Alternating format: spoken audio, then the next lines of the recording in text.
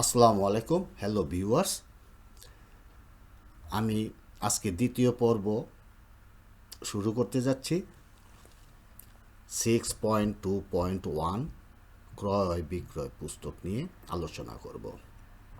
আজকে দ্বিতীয় পর্বে আলোচনা করব এই অংশটুকু, ইয়ারলি সেলস। দেখুন, যেহেতু প্রতিদিনের তথ্য আনা হয়তো সম্ভব না, তাই সেই তথ্য আগে থেকেই আমি সেলস সাপোর্ট নামে একটা শিটে আমি এখানে জমা করেছি। এখান থেকে আমি ইয়ারলি সেলসে ডাটাগুলো নিয়ে যাব। এটা আপনাদের বোঝানোর সুবিধার্থে এটা এই জিনিসটা আশ্রয় নিতে হচ্ছে যে এই যে সেলস রিপোর্ট, এই শিটের আসলে কোনো প্রয়োজনই নাই, কিন্তু এখানে এই মুহূর্তে প্রয়োজন আছে আপনাদেরকে বোঝানোর স্বার্থে। যাই হোক, তো ইয়ারলি সেলস সবসময় আপডেট সেলস ফ্রম 6.3 থেকে আসতেই হবে, ওখান থেকেই আসবে। আচ্ছা, এখন আসুন, আর ইয়ারলি পারচেজ, এই পারচেজের জিনিসটা এখান থেকে, যেহেতু এখানে আপডেট পারচেস ফ্রম 6.1, আপনারা জানেন 6.1-এ শুধু ফ্যাক্টরি ক্ষেত্রে বা যেখানে র মেটেরিয়ালস পারচেস করা হয় শুধু তাদের জন্য, কিন্তু যেহেতু এটা আপনি ট্রেডিং, আপনি ফিনিশ প্রোডাক্ট হোলসেলে কিনে এনে আবার হোলসেলে আপনি সেল করতেছেন, বা আপনি কোনো প্রোডাক্ট ফ্যাক্টরি থেকে কিনে এনে হোলসেল করতেছেন, তার মানেটা কি যে আপনার পারচেজ এবং সেলস দুটোটাই ফিনিশ প্রোডাক্ট, এখানে কোনো র মেটেরিয়ালস নাই। তাই সবচেয়ে ভালো হবে যদি আপনার, অবশ্যই আপনার একটা পারচেজ বুক থাকবে, সেই পারচেজ বুকের সাথে এই এই অংশটুকু আপনার অটোমেশন দেওয়া সম্ভব হবে। বা যেহেতু পারচেজ আপনার প্রতিদিন হয় না, হয়তো মাসে 2বার 3বার 4বার 5বার হয়, তখন এই অংশটুকু আপনারা ম্যানুয়ালি ফিল আপ করলে সবচেয়ে ভালো হয়। আর যদি পারচেজ বুক থাকে তাহলে সেখান থেকেও অটোমেশনের মাধ্যমে শুধু একটি ক্লিকে সমস্ত পারচেজ তথ্য এখানে আনা সম্ভব। যাই হোক, তো এখন আর এই যে শিট সেভ অ্যাজ, এটা কিন্তু মান্থলি, এটা আমি আগেও বলেছি। আচ্ছা, তো এখন আসুন আমরা একটু দেখি এটা কিভাবে সম্ভব।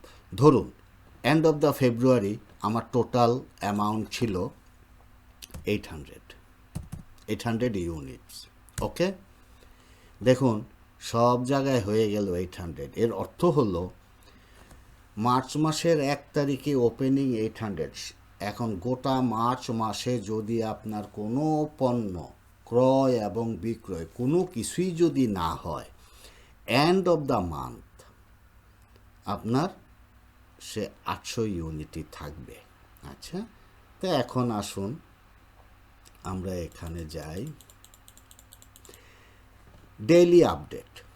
Daily update is a sale, yearly sales, এখান থেকে। তো এখানে আমরা আপডেট মাত্র মার্চ মাসের 11 তারিখ পর্যন্ত আমাদের আপডেট আছে। ঠিক আছে, তাহলে আমরা এগুলো একটু দেখি কিভাবে হয়। তাহলে আমরা চলে গেলাম 1-এ, অর্থাৎ রাইস। জিনিসটা একেবারেই সহজ। আজকে সারা দিনে বা 11 তারিখ পর্যন্ত, বা ধরে নেন শুধু আজকের দিনে কি পরিমাণ পণ্য আপনার বিক্রয় হলো, সব ইয়ারলি সেলসে দেওয়া আছে। অতএব daily sales update, click, wait করুন, আপনার চলে আসবে সমস্ত তথ্য।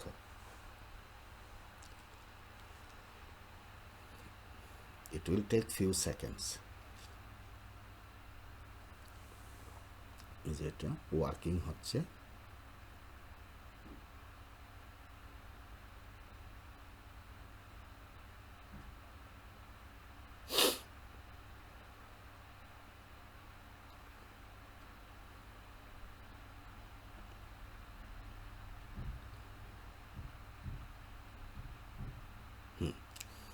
এই যে দেখুন, আপনারা কি লক্ষ্য করেছেন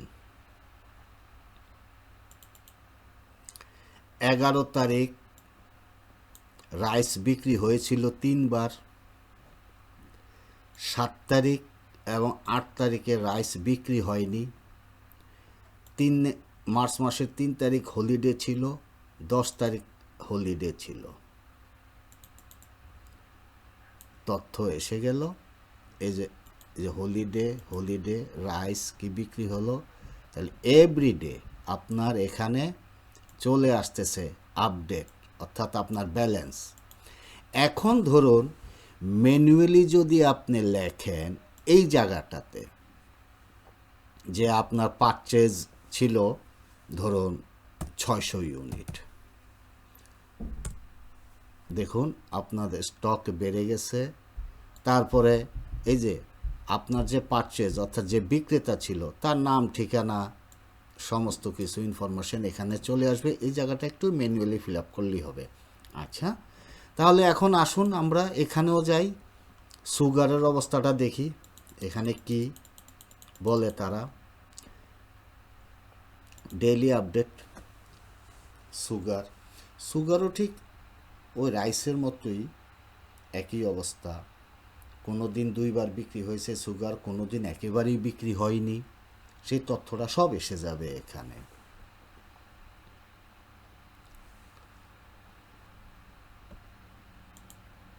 সরি, আমরা এখানে সুগারের ওপেনিংয়ের ফিগারটা দিইনি। ধরেন 1200 ইউনিট,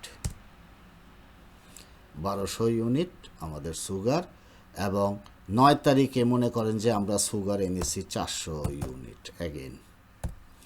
তারপরে এই যে ধরুন মূল্যটা আসবে যদি প্রয়োজন মনে করেন। তারপর এখানে বিক্রেতার নাম, ঠিকানা ইত্যাদি হতে পারে। এখানে আপনার আবার হয়তো আপনার যে 200 পারচেজে ছিল, তাহলে দেখেন কিভাবে। আর এখানে এই তথ্যগুলো আপনি ম্যানুয়ালি দিয়ে দিবেন। আচ্ছা, তো এখন দেখুন লক্ষণীয় জিনিসটা হলো এই যে দেখুন no sale sugar, no sale 9 তারিখ। আমরা ইয়ারলি পারচেজে যাই, দেখুন 9 তারিখ সুগার নো সেল। এই যে 9 তারিখে দেখুন সুগার নো সেল, লক্ষ্য করুন। তাহলে ঠিক অনুরূপভাবে প্রতিটা পণ্য, যেমন অয়েল, আপনার বলেন ফ্লাওয়ার, সল্ট, শুধু একটা করে ক্লিক দিতে থাকবেন, আপডেট হয়ে যাবে। তাহলে আমরা দেখলাম যে কিভাবে আমাদের এগুলা আপডেট হয়, অর্থাৎ সেলস আপডেট। ওকে, আচ্ছা, আজকে দ্বিতীয় পর্ব এখানেই শেষ। আপনারা তৃতীয় পর্বের জন্য অপেক্ষায় থাকুন। ধন্যবাদ।